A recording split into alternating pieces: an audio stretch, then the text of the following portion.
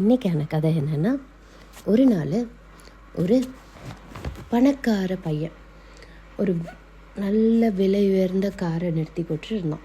அப்போ அது பக்கத்தில் இருந்த ஒரு ஏழை சிறுவன் என்ன பண்ணான்னா, அந்த காரை அப்படியே ஆசையோடு பார்த்துக்கிட்டே நின்றுட்டு இருந்திருக்கான்.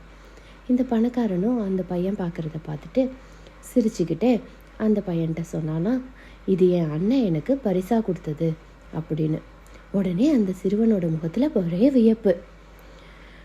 அதை பார்த்த இந்த இளைஞன் கேட்டானா, உனக்கும் இப்படி ஒரு அண்ணன் இருந்திருக்கலான்னு ஆசைப்படுறியா அப்படின்னு.